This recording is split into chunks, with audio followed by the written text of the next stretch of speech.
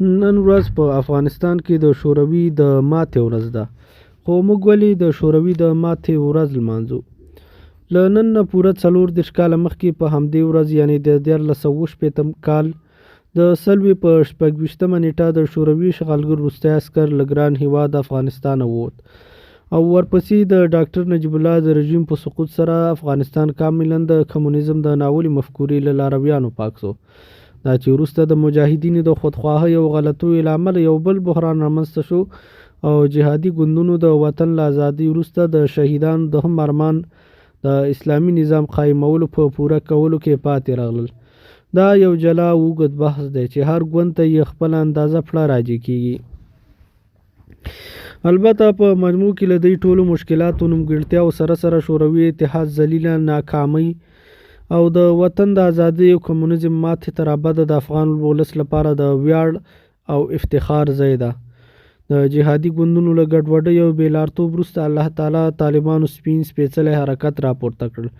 طالبانو په ټول هېواد کې فتنه او فساد ختم کړ، سپېڅلی اسلامي نظام یې قایم کړ، داسې پاک او مقدس نظام چې په وروستیو پیړیو کې هېڅ ساری هم نه لیدل کېدل. د شوروي له ماتې وروسته د امریکا په مشرۍ صلیبیانو یرغل وکړ. ناټو ورسره ملګری شو او همداراز ټولې نړۍ یې تر خپلې وسې مرسته وکړه. افغانستان ته را دننه شول او په افغانستان یې یرغل وکړ، ځکه چې دوی اسلامي نظام نشو زغملی، داسې نظام چې د اسلام حقانیت یې ټولې نړۍ ته وړاندې کوه. په 1981 کال کې د تلې په 25مه نېټه افغانستان د صلیبي یرغلګرو لخوا اشغال شو. صلیبیانو هم د شورویانو په څیر ځان سره یو ناولې او باطله مفکوره راوړې وه. شورویانو د کمونیستي مفکورې ته خلک بلل. هغوی هیله درلوده چې په افغانستان کې اسلامي نظام ختم کړي او پر ځای د مارکس او لینین نظریه دلته رواج کړي.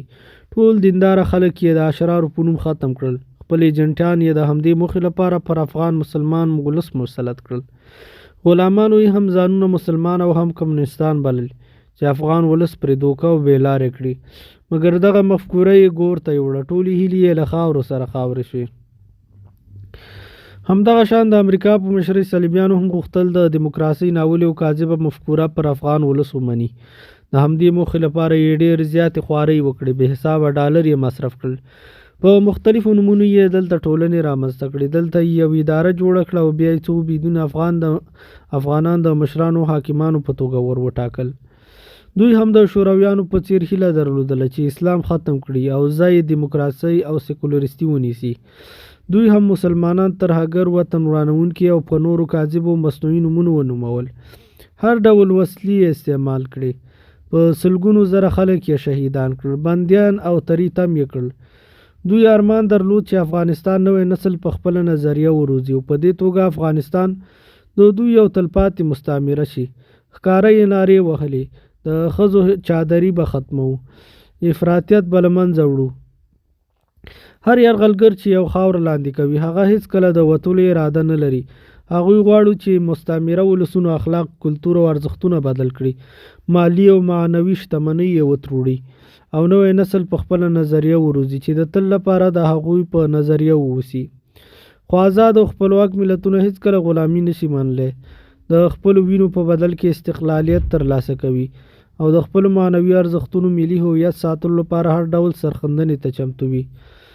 افغان ولس هم په فطري ډول پر استقلال مین ولس دی. هیڅ وخت یې یرغلګرو ته غاړه نه دی ایښې.